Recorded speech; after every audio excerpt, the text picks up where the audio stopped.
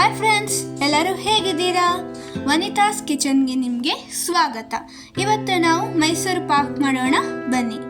ಇಲ್ಲಿ ನಾವು first 1 bowl ಕಡಲೆ ಹಿಟ್ಟನ್ನು ಹಾಕ್ಕೊಂಡು ಅದನ್ನ ಸ್ವಲ್ಪ ಹುರ್ಕೊಳ್ಳಿ. ಈ ಥರ ನೋಡಿ, ಫ್ಲೇಮು ನೀವು ಮೀಡಿಯಮಲ್ಲಿ ಇಟ್ಕೊಳ್ಳಿ. ಈ ಥರ ಹೀಗೆ ಸ್ವಲ್ಪ ಹೊತ್ತು ಒಂದು 5 ನಿಮಿಷ ಮಾಡ್ಕೊಳ್ಳಿ. ಆಮೇಲೆ ಇನ್ನೊಂದು ಪಾತ್ರೆಯಲ್ಲಿ ನೀವು 2 ಬೌಲ್ ಸಕ್ಕರೆನ ಹಾಕ್ಕೊಂಡು ಅದಕ್ಕೆ ನೀರನ್ನ ಸೇರಿಸ್ಕೊಳ್ಳಿ. ಇದನ್ನು ಪಾಕ ಮಾಡ್ಕೊಳ್ಬೇಕು.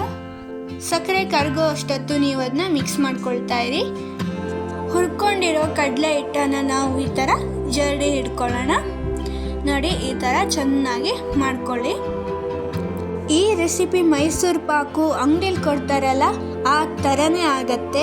ನೋಡಿ, ಈ ಥರ ಈಗ ನೀವು ಇನ್ನೊಂದು ಬಾಣಲಿಗೆ ಹಾಕ್ಕೊಳ್ಳಿ. ನೋಡಿ, ಈ ಥರ ಆಗತ್ತೆ. ಈಗ ಇದನ್ನು ಆ ಬಾಣಲಿಗೆ ಹಾಕ್ಕೊಂಡಿರ್ತೀರಲ್ಲ, ಮೈಸೂರು ಪಾಕ್ ಮಾಡೋಕ್ಕೆ ಈ ಥರ ಹಾಕ್ಕೊಳ್ಬೇಕು. ಯಾಕೆಂದರೆ ಅದು ಸ್ವೀಟ್ ಆಗಿರುತ್ತೆ.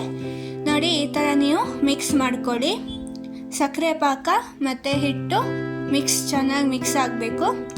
ಈಗ ನೀವು ಒಂದು ಪಾತ್ರೆಯಲ್ಲಿ 1 ಬೌಲ್ ತುಪ್ಪನ ಹಾಕ್ಕೊಂಡು ಇಟ್ಕೊಳ್ಳಿ. ಆಮೇಲೆ 1 ಬೌಲ್ ಎಣ್ಣೆನ ಹಾಕ್ಕೊಳ್ಳಿ. ಇದನ್ನ ನೀವು ಬಿಸಿ ಮಾಡ್ಕೊಳ್ಳಿ. ಈಗ ನೋಡಿ, ನಮ್ಮ ಹಿಟ್ಟು ಮತ್ತು ಸಕ್ಕರೆ ಪಾಕ ಕೂಡ್ತಾ ಇದೆ. ಈ ಥರ ಕಾಣಿಸ್ತಾ ಇದೆ ನೋಡಿ, ಚೆನ್ನಾಗಿ ಕಾಣಿಸ್ತಾ ಇದೆ ಅಲ್ಲ ಕಲರು. ನೋಡಿ, ಈ ಥರ ಮಿಕ್ಸ್ ಮಾಡ್ಕೊಳ್ತಾನೆ ಇರಬೇಕು ನೀವು. ಈಗ ನೀವು ಅದು ಏನು ಎಣ್ಣೆ ಮತ್ತು ತುಪ್ಪನ ಹಾಕ್ಕೊಂಡಿರ್ತೀರೋ, ಬಿಸಿ ಮಾಡ್ಕೊಳ್ತಿರ್ತೀರೋ, ಅದನ್ನು ಈ ಥರ 1 ಸ್ಪೂನ್ ಹಾಕ್ಕೊಂಡು ಮಿಕ್ಸ್ ಮಾಡ್ಕೊಳ್ಳಿ. ಈ ಥರ ಮಿಕ್ಸ್ ಮಾಡ್ಕೊಳ್ಬೇಕು. ಅದು ಬಬಲ್ ಬರ್ತಾ ಇರುತ್ತಲ್ಲ, ಆವಾಗ ಮಾಡ್ಕೊಳ್ಬೇಕು. ಈ ಥರ ಅದು ಮಿಕ್ಸ್ ಮಾಡ್ಕೊಳ್ತಾನೆ ಹಾಕ್ಕೊಳ್ತಾ ಇರಿ. 1-2 ಸ್ಪೂನ್ ಹಾಕ್ಕೊಂಡು ಮಿಕ್ಸ್ ಮಾಡ್ಕೊಳ್ಳಿ. ಆಮೇಲೆ ಮೊದಲಿನ ಥರ ಆಗುತ್ತಲ್ಲ, ಅದು ತುಪ್ಪನ ಎಣ್ಣೆನ ಕುಡ್ಕೊಂಡು ಆದಮೇಲೆ ಮತ್ತೊಂದು ಸತಿ ಅದನ್ನ ಹಾಕ್ಕೊಳ್ಳಿ. ನೋಡಿ, ಈ ಥರ ಆಗಬೇಕು. ಅದು ಆವಾಗ ನೀವು ಹಾಕ್ಕೊಳ್ಬೇಕು. ತುಪ್ಪ ಬಿಸಿ ಇರಬೇಕು. ತುಪ್ಪ ಮತ್ತು ಎಣ್ಣೆ ಮಿಕ್ಸ್ ಮಾಡ್ಕೊಂಡಿದ್ವಲ್ಲ, ಅದು ಬಿಸಿ ಮಾಡ್ಕೊಳ್ತಾನೆ ನೀವು ಈ ಥರ ಹಾಕ್ಕೊಳ್ತಾ ಇರಿ. ನೋಡಿ, ಎಷ್ಟು ಚೆನ್ನಾಗಿ ಕಾಣಿಸ್ತಾ ಇದೆ ಅಂತ ಬಬಲ್ಸ್ ಎಲ್ಲ ಬಂದಾಗ. ಈ ಥರ ನೀವು ಮಿಕ್ಸ್ ಮಾಡ್ಕೊಳ್ತಾನೆ ಇರಿ. ನಾರ್ಮಲ್ ಸ್ಟೇಜಿಗೆ ಬರಬೇಕು. ಆವಾಗಲೇ ಇನ್ನೊಂದು ಸ್ಪೂನ್ ಹಾಕ್ಕೊಂಡು 1 ಅಲ್ಲ 2 ಹಾಕ್ಕೊಳ್ಬಹುದು. ಮತ್ತು ಮಿಕ್ಸ್ ಮಾಡ್ಕೊಳ್ತಾನೆ ಇರಿ. ನೀವು ಬಿಡಬಾರ್ದು, ಅದನ್ನ ಆ ಥರ ಮಿಕ್ಸ್ ಮಾಡ್ಕೊಳ್ತಾನೆ ಇರಬೇಕು. ನೋಡಿ, ಇಷ್ಟು ತುಪ್ಪ ಎಣ್ಣೆ ಖಾಲಿ ಆಗೋವರೆಗೂ ಈ ಥರನೇ ಮಾಡ್ಕೊಳ್ತಾ ಇರಿ. ನೋಡಿ, ರೆಡಿ ಆಯಿತು. ಈಗ ನೀವು ಇದನ್ನ ಒಂದು ಪಾತ್ರೆಗೆ ಹಾಕ್ಕೊಳ್ಳಿ. ತಕ್ಷಣ ಹಾಕ್ಕೊಳ್ಳಿ, ಬಿಸಿ ಇರತ್ತಲ್ಲ ಆವಾಗಲೇ ಹಾಕ್ಕೊಂಡು ಬಿಡಿ. ಅದನ್ನ ಲೆವೆಲ್ ಮಾಡಿಟ್ಕೊಳ್ಳಿ. ಆಮೇಲೆ ಅದನ್ನ ಒಂದು 5-10 ನಿಮಿಷ ಹಾಗೆ ಬಿಟ್ಟುಬಿಡಿ ತಣಿಯೋಕ್ಕೆ. ಆವಾಗ ಅದು ಗಟ್ಟಿ ಆಗುತ್ತೆ. ಆಮೇಲೆ ಇದನ್ನ ನಿಮ್ಗೆ ಯಾವ ಶೇಪ್ ಬೇಕೋ ಆ ಶೇಪ್ಗೆ ಕಟ್ ಮಾಡ್ಕೊಳ್ಳಿ. ನೋಡಿ, ಈ ಥರ ಇದು ಸೇಮ್ ಅಂಗಡಿಲಿ ಕೊಡೋ ಥರನೇ ಆಗಿತ್ತು.